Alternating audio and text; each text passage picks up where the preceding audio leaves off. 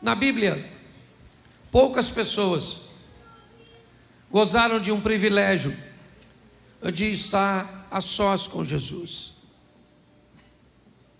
Pouquíssimas passagens bíblicas nos mostram que até mesmo os discípulos conseguiam estar com ele em momentos particulares, onde era só Jesus e o indivíduo. Jesus estava sempre envolto em muita gente, ao redor de muita gente, sempre muito ocupado. Havia muitas demandas, né? Até os 30 anos, enquanto ele vivia uma vida ordinária, comum. Mas quando ele começa a mostrar quem ele é, quando o extraordinário começa a fazer parte de sua vida, ele já não consegue mais muitos momentos de tranquilidade. Você vê que quando ele quer ficar a sós, ele precisa se retirar para um monte, ele precisa criar um ambiente pouco interessante para as pessoas, que não seja muito confortável para essas pessoas. Por que é que ele se isolava? Porque o monte era mais poderoso?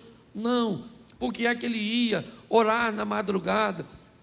Porque quando ele fazia assim, diminuía a intenção das pessoas de acompanhá-lo.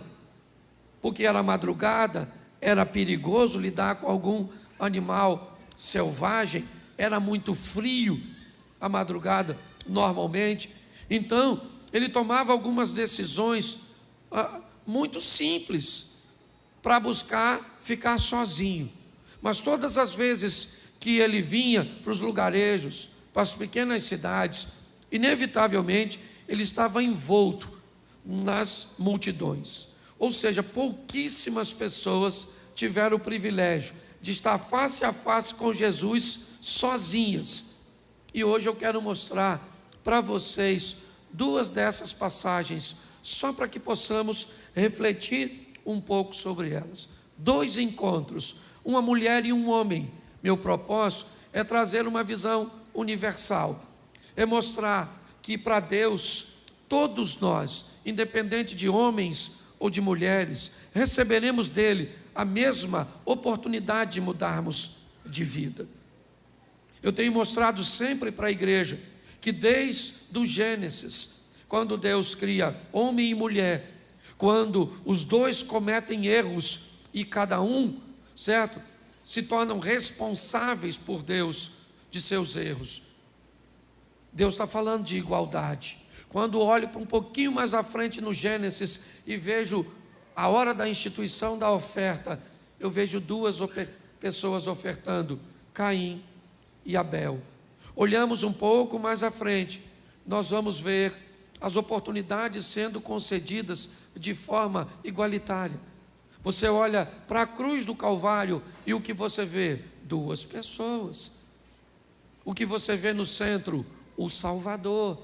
O que ele pode? Salvar as duas. O que ele faz? Salva uma. E por que ele salva uma? Porque a outra não tem muito interesse em vida eterna. O que a outra quer é descer do madeiro e continuar sua vida. Ele não consegue entender. Não era maldade do ladrão da esquerda. Ele simplesmente não conseguiu compreender a proposta que lhe estava sendo oferecida. Mas ela estava sendo oferecida. Quando nós olhamos para isso, é importante enxergarmos que Deus nos concede oportunidade. O grande problema é que a sua história não começou em você. Ela pode ter começado, e certamente começou, no seu pai, no seu avô, no seu bisavô. Então tem muitas pessoas que tomaram decisões anterior a você. E essas decisões, talvez, elas não foram compatíveis com a pessoa que está do seu lado. Então hoje você pode ver alguém que parece ter mais vantagens do que você na vida. Mora numa casa melhor, já pode andar num carro, tem um posicionamento intelectual melhor, pode usufruir de algumas coisas que quando você olha, você diz: poxa, mas não é certo isso que eu estou vivendo. Poxa, hoje eu moro numa comunidade carente, numa palafita, e o fulano pode morar numa Alphaville. Beleza, legal, você tem total razão. Mas vamos buscar um pouco atrás, 2 ou 3 gerações, e vamos descobrir de onde é que os bisavós daquele que estão ali no Alphaville vieram. Às vezes da mesma cidade que veio seu bisavô. Às vezes eram até vizinhos, estudaram na mesma escola. Então é muito importante nós entendermos uma coisa, se você quer caminhar com Deus, é que Ele é justo. É muito importante entendermos que a Bíblia diz que o Deus é amor, amor, amor, amor, amor. Mas, e o que é fogo consumidor, que Ele também é? E o que é justiça, que Ele também é? Será que muitas vezes eu não estou tentando manipular uma informação para que ela me favoreça? Então eu quero te mostrar rapidinho, sabe? Porque hoje eu quero mostrar para você a samaritana, porque o meu assunto hoje é água, é isso. Samaritana e Nicodemos. 2 pessoas que conseguiram o que poucos conseguiram, estar a sós com Jesus. A samaritana consegue estar a sós com ele no poço de Jacó. Nicodemos consegue estar à noite com Jesus, pois vai abordá-lo às escuras, aproveitando uma oportunidade. Você pode ver, o único a narrar a história de Nicodemos é João, provavelmente porque Jesus contou para ele o fato que aconteceu. Sabe quem veio me procurar ontem? João, o Nico. Falei com ele assim, assim, assim, assim e assim. Mas os dois, para nós, quando nós olhamos para a água, o que é água para nós? Algo tão banal. A gente estava passando ali agora, com essa chuvada, a pressão do cano aumentou. Tem um cano quebrado ali, certo? Se uma água daquela dali, aquilo que tem ali, vazar naquela quantidade o tempo inteiro, certo? Em alguns lugares do percurso do Egito até Israel, vira uma cidade. Nós não sabemos o que é água. Quando a Bíblia fala de água, para nós é aquilo que sai na nossa torneira. Você está entendendo? Tem uma historinha que, se você parar em alguns lugares na caminhada do Egito para Israel e for comprar uma Coca-Cola, ela custa $5. E 1 litro de gasolina pode custar 60 centavos. Estou só usando uma linguagem aqui, ok? E aí tem uma história de um cara que reclamou e disse: amigo, isso é um absurdo. Uma Coca-Cola custar $5 e 1 litro de gasolina 60 centavos. Aí o balconista veio, colocou o litro de gasolina e falou assim: então bebe. Aí você vai descobrir porque o preço daquilo que se pode beber é tão caro. Todas as vezes que a vida vai se estabelecer, a primeira coisa que se descobre é se naquele lugar tem água.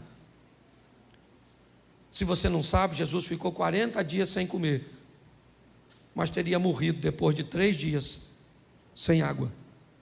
Quando a Bíblia fala de água, ela está falando de vida, de oportunidade, de crescimento, de expansão. Onde a água está, por isso o Jordão, você vai olhar na Bíblia, sempre você percorre lá, e você vai descobrir o que é que a água pode fazer. Então essas 2 passagens rapidinho, certo? Que eu quero refletir com você. Coloca para mim, Evangelho de João, capítulo 1, ou melhor, capítulo 4 primeiro. Vamos dar uma olhadinha no assunto sede, girando em torno de água, e a primeira é a mulher samaritana.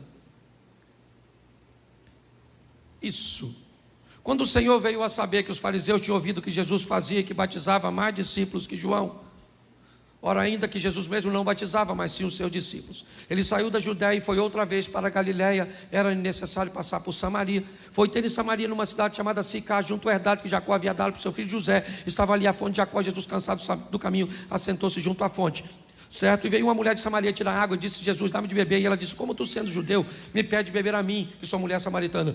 Há parentes, porque o judeu não se comunica com o samaritano, fecha o parente, bota uma pontuaçãozinha. Jesus disse: mulher, se tu conheceras o dom de Deus e soubesse quem é o que te diz dá-me de beber, você é que me pediria e eu te daria da água viva. Ela disse: o poço é fundo, o senhor não tem com o que tirar. És tu maior que o nosso pai Jacó, que bebeu ele mesmo deste poço, como também toda a sua família e todo o seu gado. Jesus disse: mulher, aquele que beber desta água tornará a ter sede, porém aquele que beber da água que eu lhe der nunca mais terá sede. Note que o assunto é água, preste atenção, depois você confere. Água, ok? O assunto aqui é água.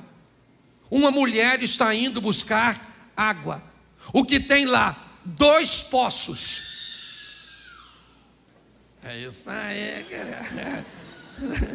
Criança é assim mesmo. Louvado seja Deus. Se está chorando é porque está com saúde. Isso. O que tem lá? Repita comigo: 2 poços. Isso. Mas pastor, a Bíblia diz que tem um poço só. O poço de Jacó, a herdade que ele deixou para José. Bom, isso é o que tem o H2O. Tá certo? Bom, o que aquela mulher tem ou sabe que vai ter? Sede. Não significa que ela está com sede no momento que está tirando água. Como ela não tem uma água encarnada como nós, ok? O que ela faz? Ela vai atrás da água. Ela sabe onde a água está. Ela sabe. Ela sabe que para tirar a água, ela vai precisar de algumas ferramentas. Ela sabe que o poço é fundo, ela mesmo disse a Jesus. E ela sabe que precisa de uma corda para acessar a água que está no fundo. E ela precisa também de um recipiente para conduzir a água para casa. Então note que ela está totalmente equipada para aquilo que deseja. Ela sabe onde a água está, onde é o poço. Ela sabe que o poço é fundo, então ela leva a corda. E ela sabe que precisa de um recipiente para levar a água para casa. O que ela não sabe é que, além de uma vida física nutrida pelo H2O, pela aguinha, ela também precisa de uma outra água. Uma água que não tem naquele tipo de poço. Então, quando nós olhamos para esse texto, nós vemos um poço do lado de outro poço. E vem uma mulher totalmente preparada para tirar daquele lugar um tipo de água. Mas o outro tipo, ela nem sabe que existe. Quando Jesus começa a se apresentar para esta mulher, a primeira coisa que ele diz: me dá um pouco de água. Me dá um pouco de água. Me parece que, querendo botar a mulher num posicionamento de vantagem, ele inicia uma abordagem a uma mulher que tem sérios problemas com homens. Sérios. Ela não era mais uma garotinha, já passou por 5 relacionamentos frustrados, está dividindo um cesto de um homem que não é dela, ou seja, está vivendo um adultério. Até o presente momento, ela sempre encontrou homens que queriam tirar proveito de seu corpo. Mas preste atenção, na Bíblia, deixa eu fazer uma analogia aqui. O 7 é considerado um número perfeito, sim ou não? Sim ou não? Ela já teve quantos homens? Então está na hora de encontrar o 7º. Jesus, o 7º homem, ele não quer seu corpo, ele não quer prazer com ela. Muito pelo contrário, ele quer oferecer a ela o prazer. Quando ela chega para buscar, ele aborda ela e ela, confusa, diz: como o senhor tem coragem de falar comigo, se o senhor está vendo que eu sou uma mulher e esse não é o nosso protocolo? O senhor está vendo que eu sou uma samaritana e há uma divergência entre nossos povos. O Senhor está quebrando muita coisa por causa de uma sede, aliás, que ele nem tinha, porque o texto não diz que ele pediu água para ela porque tinha sede, ele quis apenas abordar.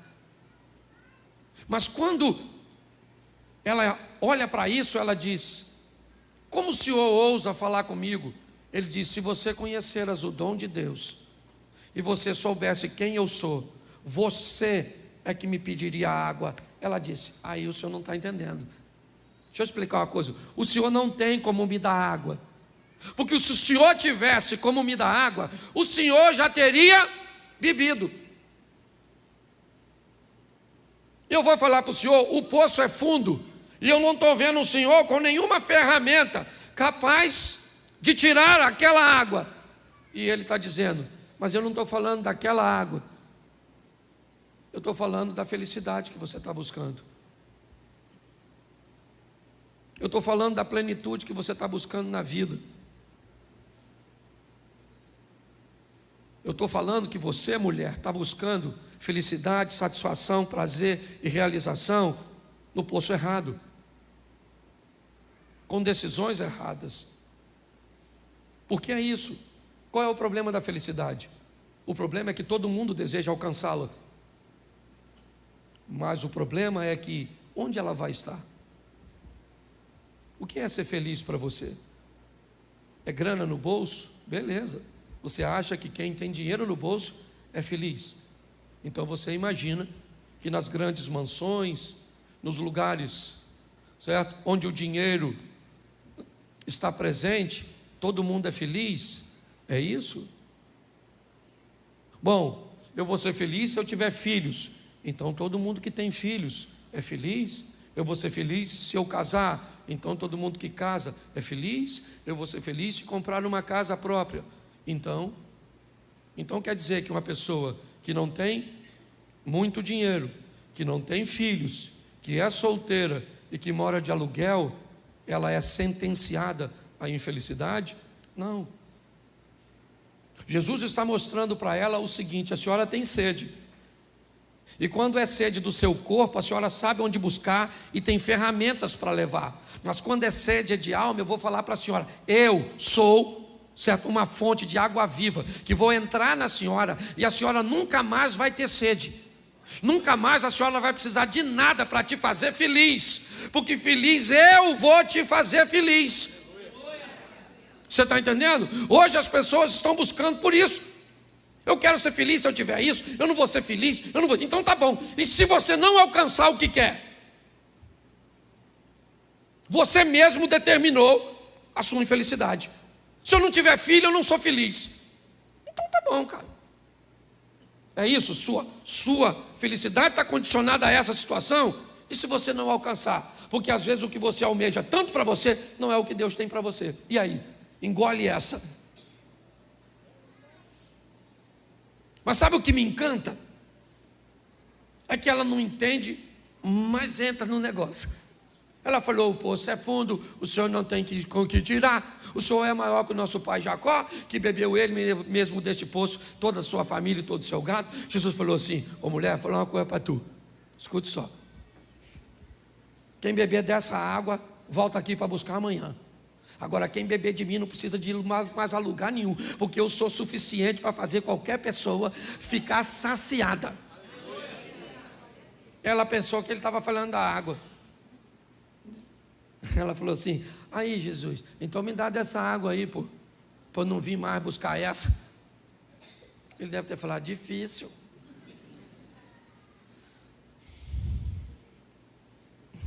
Você não entendeu nada. Então vamos mudar de assunto. Não queria mexer nisso, mas vou. Vai chamar seu marido. Aí ela falou: marido? Caraca, vamos voltar para a água, que eu acho que eu ia ficar mais confortável.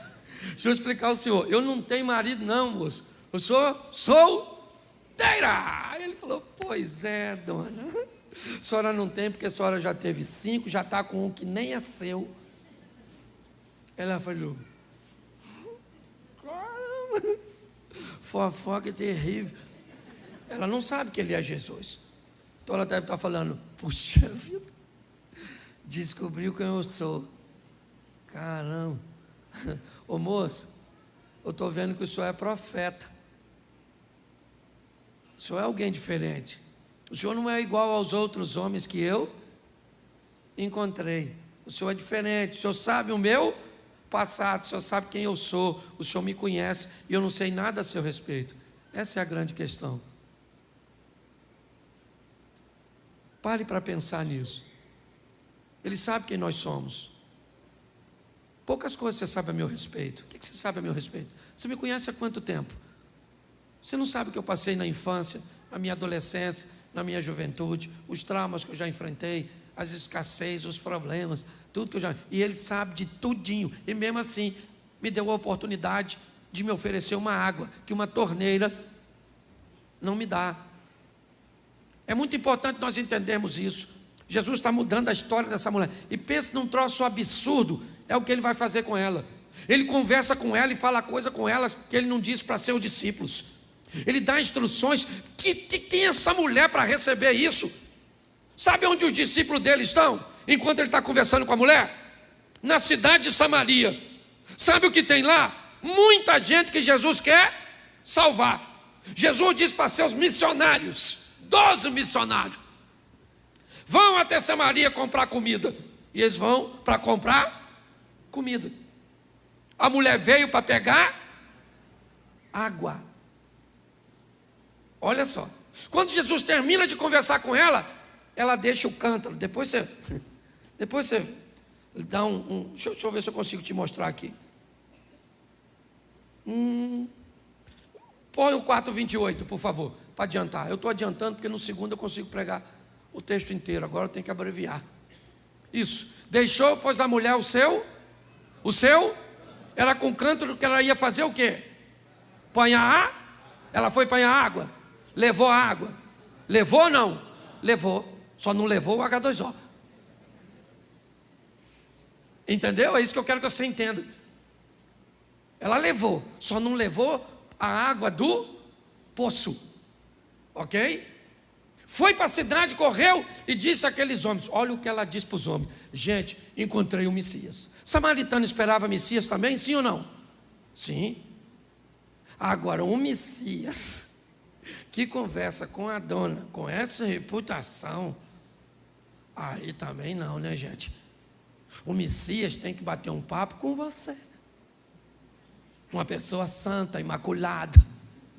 Ir lá na sua casa, te abordar, falar comigo que sou o pastor Cláudio. Vai lá para pegar uma dona dessa reputação. Ela falou assim, encontrei o Messias. Falou comigo. Os caras devem ter falado, vê se o Messias vai aparecer para a senhora. Essa carga tributária da senhora para pagar. A senhora não tem vergonha não? O Messias já nunca vai dar confiança para a senhora. Esse é que é o problema, gente. O diabo usa isso contra nós, porque muitas vezes ele pega a nossa reputação, que nós não somos flor que se cheira, sim ou não? E isso. E aí diz, você não merece, você não, Jesus, entrar em você, entra nada, eu não estou querendo entrar. O Satanás fala, imagine Jesus, de tão sujo, só que ele sabe quem nós somos. E a mulher está falando, encontrei o Messias. O cara falou assim, e ele falou o quê? Falou tudo que eu fiz. Aí eu acho que ele falou, então eu quero ir lá dar uma olhada. Pelo menos alguém teve coragem de falar com a senhora. A senhora deixar essa vida sem vergonha da senhora. Não pode vir um homem, esse furor uterino que a senhora tem. Foi lá. Foi lá, Jesus está quietinho. Certo? Só que quando ela volta, quem é que já está lá? Os discípulos com a comidinha. Sim ou não? Eles foram comprar comida onde? Em Samaria. E ela também foi em Samaria. Foi ou não foi? Eles trouxeram quantas pessoas para receber Jesus como Senhor e Salvador? Os discípulos? Ninguém. E a mulher? Vem assim, ó, evangelista. Jesus pega um cara cheio de demônio e transforma em evangelista. Não tem problema, não sei quem você foi. Ele não está olhando para quem você foi. Ele está olhando para quem você pode se tornar nele. As pessoas olham para o nosso pai. Jesus olha para o nosso futuro, gente. Vem a dona. Eu imagino Jesus olhando para os discípulos.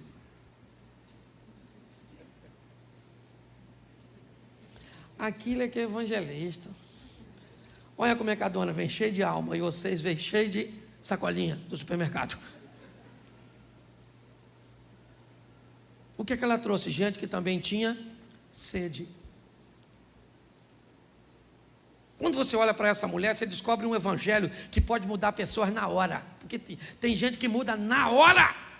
Deixa tudo para trás, passa a ler a Bíblia, a orar. Tem gente que muda instantaneamente, sim ou não? E de forma descarada. Mas esse não é o único modelo. E aí eu quero te mostrar o outro camarada que também encontrou com Jesus sozinho, o tal do Nicodemos. O assunto também ainda continua sobre água. Só que não é uma água para beber, é uma água para tomar banho. A água do Nicodemos, certo? É uma água simbólica que Jesus está falando. E coloca aí João 3:2. Note que eu peguei os dois textos para ficar fácil. João 3 e João 4. Que depois fica fácil você conferir em casa. Lê essa história. João capítulo 3, verso 2.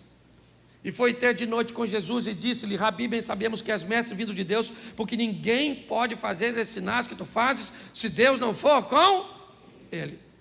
Preste atenção. O que ele tem? Sede. Mas pastor, que sede? Ele não tem cântaro, ele não tem corda, não tem água aqui. Nicodemos tem uma questão na sua mente, ele não consegue entender. Quando a Bíblia diz sede e fome de justiça, ok? Ela não está falando de uma sede de água. Então é uma linguagem figurada. O que nós estamos vendo é um homem que ele tem sede. Ele quer respostas, ele não está entendendo o que está acontecendo, ele está olhando para Jesus e as coisas não estão se encaixando. Então ele aborda Jesus e consegue fazer isso sozinho. De noite foi ter com Jesus e disse-lhe: Rabi, bem sabemos que és mestre vindo de Deus, porque ninguém pode fazer esses sinais que tu fazes se Deus não for com ele. E Jesus disse: Nicodemos, certo? Aquele que não nascer de novo não pode entrar no reino de Deus. Nicodemos diz: mas como pode ser um homem velho nascer de novo? Poderia ele voltar ao ventre de sua mãe para nascer? Aí Jesus usa a água. Não, aquele que nascer da água e do Espírito. Aquele que nasce da carne é carne, aquele que nasce do Espírito é Espírito. Preste atenção, porque a água está aqui agora e numa outra posição. Ok? Jesus está falando literalmente sobre o batismo, sobre um momento de arrependimento. Eu acho que esse é o grande desafio que nós enfrentamos no momento, na questão de igreja. A dificuldade de nos arrependermos. A estrutura é tão comum, é tão normal. O que as pessoas fazem se tornou tão comum que a mente, ela está com dificuldade de ser confrontada. Então hoje as pessoas têm dificuldade de se arrepender. Se arrepender por quê? Por que eu preciso? O simbolismo do batismo, ele me diz assim: eu fiz algo de errado? Fiz. E o que eu preciso? Eu preciso de arrependimento. Quando eu desço as águas, eu declaro que a partir de agora, eu sou um homem, certo? Que me propus a viver uma nova vida em Cristo, com Cristo. Uma água que vai me purificar, pegar meu passado e jogar fora, e agora me conscientizar de que eu preciso, dentro da palavra de Deus, ok? Ver a minha história mudando. A diferença de Nicodemos para mulher samaritana é a mudança. Quando você lê aqui João 3, a história acaba e Nicodemo vai embora para casa. Ele não vai buscar ninguém, ele não vai fazer nada, ele não vai voltar. Aliás, você não vai ver Nicodemo de novo voltando para Jesus. Não há registros. Mas coloca para mim aí, eu acho que é capítulo 7 de João, verso 51. Bota aí, eu acho que é isso. Isso. Volta um pouquinho no 50 para ver se aparece o nome dele para o pessoal entender. Nicodemos, que era um deles, o que de noite fora ter com Jesus, disse-lhes, agora o 51, porventura, condena nossa lei um homem, sem primeiro ouvir e ter conhecimento do que faz? Verso seguinte, responderam-lhe eles e disseram, és tu também da Galileia? Examina e verás que da Galileia nenhum profeta surgiu. Verso seguinte, e cada um foi para sua casa. A história do Nicodemos sempre é assim com Jesus. Termina, cada um foi para sua casa. Jesus foi para dele, Nicodemos foi para dele, e parece que não aconteceu nada. Nesse texto de João 7, estão acusando Jesus de ter demônios, de ser um charlatão. Nicodemos então entra e diz, gente, presta atenção, nós não tratamos as coisas assim. Não é assim que tratamos. Vamos trazer Jesus aqui e vamos ouvi-lo. Aí os outros disseram, o que é isso, Nicodemos? Não há necessidade disso. Olha para as escrituras, da Galileia nunca surgiu profeta, cara. O que é? Nicodemos calou a sua boca e foi para casa. Ele é crente? Não sei. Porque o modelo de crente que nós estabelecemos são aqueles reativos momentâneos. É a mulher samaritana, é quem vai para o embate. Capítulo 19, verso 38, por aí, irmão, me ajuda aí que eu estou terminando. 38, 39, é por aí. Isso. Depois disso, José de Arimateia, que era discípulo de Jesus, discípulo de Jesus mais, ele estava andando com quem? Com quem? Vamos lá, bota o verso seguinte, depois eu volto nisso, só para você entender. Foi também? O José de Arimateia estava andando com quem? O José de Arimateia era discípulo de Jesus, porém, ele andava com, que provavelmente era discípulo de Jesus, porém, aprenda uma coisa, tem lugar e ambientes que você pode viver com Jesus explicitamente, e tem liberdade para falar, e dá para expor como uma mulher samaritana, mas tem lugar que não dá para falar, tem ambientes que não dá para seguir o mesmo modelo. Só que se pessoas não seguem o mesmo modelo, inevitavelmente nós tratamos ela de forma diferente. Quando nós olhamos para essa história, esse é o Nicodemos, o mesmo que estava no capítulo 7, o mesmo que estava no capítulo 3, o mesmo. E ele encontrou com Jesus e teve uma transformação. Mas como ela não segue o padrão, e é esse o problema. Hoje nós precisamos de pessoas cheias de Cristo, para estar em todos os lugares mais tímidos que você, para falar e para expor, tem que ser um pouco mais delicado, ok? Ambientes um pouco mais desafiadores, que você precisa de uma estratégia muitas vezes oculta. Ah, mas não pode. Ah, não pode. O diabo pode vir de lá para cá trabalhando de forma oculta, trazendo pessoas cheias dele para dentro de igrejas. E nós não podemos sair daqui cheio de Deus para outro lugar para mudarmos a história. Então descubra a maneira que Deus quer te usar. Se o ambiente dá para ser explícito, seja explícito. Seja como uma mulher, largue tudo, vá até lá e diga, eu achei alguém que mudou a história da minha vida. Mas o Nicodemos não disse, gente, eu conversei com ele de noite, sozinho, só eu e ele. O Nicodemos falou isso? Porque se ele falasse, ele seria expulso do local. Hoje, todas as áreas, sabe por que as artes estão o que estão? Porque os cristãos não foram para elas, porque preocupados com a persuasão que ela poderia fazer na sociedade, disseram que as artes eram do demônio. A política é do demônio, o sexo é do demônio, o dinheiro é do demônio, é tudo do demônio. E sobrou o que para a gente? É igual quando eu fui fazer a igreja e pintei de preto. Aliás, que nem é preto, é cinza. Certo? Mas aí, nossa, que é isso? Bom, se a gente pintar de amarelo, diz que é do Zé Pilintra. Vermelho é da Pomba Gira. O branco é do Espiritismo. Então eu não tinha cor para pintar. Porque qualquer cor alguém tinha dono. E pastor, por que você pintou de preto? Porque esconde as imperfeições, é mais barato aqui, é alugado. Não precisava dar um grande... É só isso. Não, eu vim aqui, um menino, que ele parecia um inferno. Não, inferno é a sua mente. Aí para onde você olha, você vê a escuridão. Nós temos que quebrar, é isso aqui, gente, transformável pela renovação da vossa, para que você descubra qual é a boa, perfeita e agradável vontade de... Então eu não sei como é que Deus mudou sua vida. Pare de falar, você mudou rápido, espere o outro mudar. Às vezes a senhora entra, se converte, seu marido muda da noite para o dia, e a senhora vem arrastando, mudando.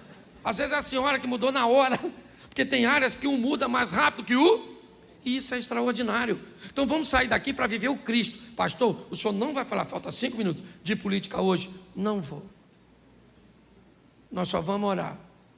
Se ganharmos no primeiro turno, eu não quero mais política na minha boca e nem na minha rede social, porque eu não estou aqui como pastor para ficar falando de política. Mas pastor, o senhor já falou. É claro que eu falei, eu tinha que entrar no ambiente. Tá certo? Hoje fiz minha última postagem, tirei uma foto com essa dona, postamos, cumprimos lá nossa obrigação de cidadania, porque eu sou pastor, posso falar de nada, tudo que eu falo eu sou pastor. Falo de sexo, não posso falar que eu sou pastor. Pensa se eu fosse falar com ela, amor, vamos fazer sexo, e ela falasse, ô Cláudio, você é pastor. Você não pode falar disso comigo não. Olha o Cláudio no sal. Aí eu vou falar de política, eu vou falar tudo que eu for falar, eu sou cidadão. Então nós vamos orar, nós já votamos, amém? Amém. Então se você é esquerda, se você é direita, nós somos irmãos. Uns, certo? Pensa de um jeito, outros pensam de outro, e aqui nós não temos nada disso não. Certo? Quem ganhou, eu falei, Deus até cobrou algo de mim, muito, na live, eu estava na live, quando eu falei assim, não sai da minha boca uma oração para que o Lula ganhe. E aí o Espírito Santo falou comigo assim, mas também nunca saiu uma oração para ele ficar curado e se converter. Falei, sangue de Jesus tem poder. Terminou, eu falei, Senhor, cura aquele homem. Porque fala sério, às vezes infecta a nossa mente de um tal ponto que a gente até não se comporta mais como cristão. Então nós vamos orar. Eu não tenho medo das urnas, porque pensa num negócio maneiro, é urna. Se você deixar ela quietinha, ela só computa, só faz a contagem. Eu tenho medo de gente. Aliás, eu tenho medo de pessoas sem gente dentro, porque tem um montão de pessoas que não tem gente, são pessoas, não sei como é que eu usaria a palavra, mas sem gente. Então nós vamos orar por nossa nação e principalmente orar para que Deus nos use, certo? Ou como usou Nicodemos, ou como usou a mulher samaritana. Tem sede, vinde às águas. Fique de pé. Acabou o culto, por favor, você vai embora. Porque eu vou pregar de novo, pensa. Feche seus olhos, pode fechar que ninguém vai pegar nada seu. Mas tem algo de valor seguro.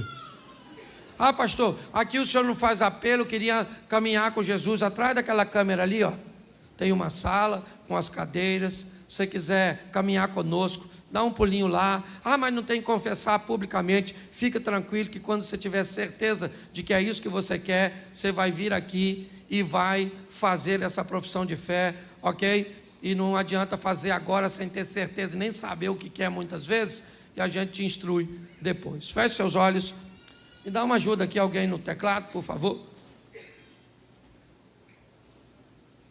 Feche seus olhos. Pai, em nome de Jesus, eu quero te agradecer por tua palavra, que nos mostra aqui muito mais do que o H2O, a água, que simboliza a vida. Onde tem a vida está envolta, as águas ao redor delas. Mas nós não precisamos apenas seres humanos, os outros seres, basta o H2O e é suficiente. Mas a nossa alma precisa de uma outra água, que todas as outras criaturas não têm necessidade, mas nós temos. E essa água, que é exclusiva do homem, nós só a alcançamos em Cristo. Por isso, Pai, queremos ser felizes, mas que venhamos entender que não há felicidade sem uma alma preenchida pela Tua presença.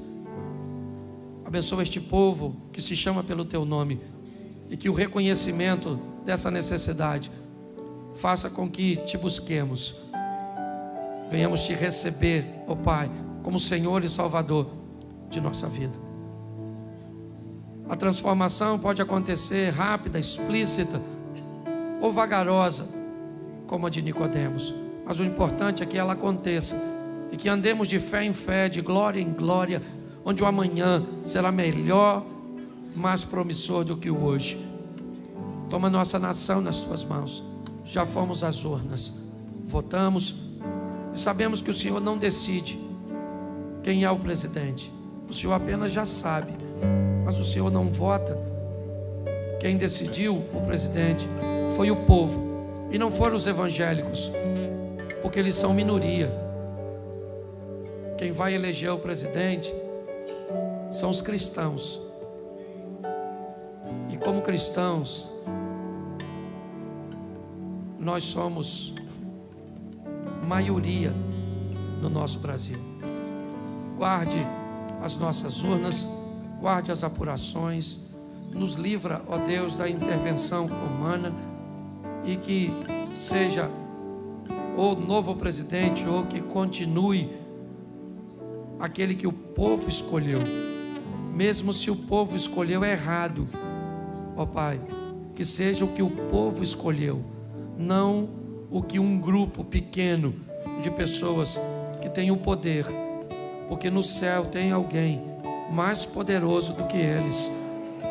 E é isso que nós pedimos para a nossa nação, a olhar os nossos vizinhos com um sistema próximo do que eles querem instaurar no Brasil. Nós já vimos que não está dando certo, Pai. Que a Tua misericórdia se estenda sobre a nossa nação. Abençoe a todos. Leva-nos aos nossos lares, guardados por Tuas mãos poderosas. Livra-nos de todo o mal. Que tenhamos uma semana de boas notícias, uma semana de bons negócios. Que o grande amor de Deus, nosso Pai, a graça de nosso Senhor e Salvador Jesus Cristo e as doces consolações do Santo Espírito de Deus seja para com todo o povo do Senhor, e todos digam: Deus abençoe, vá em paz.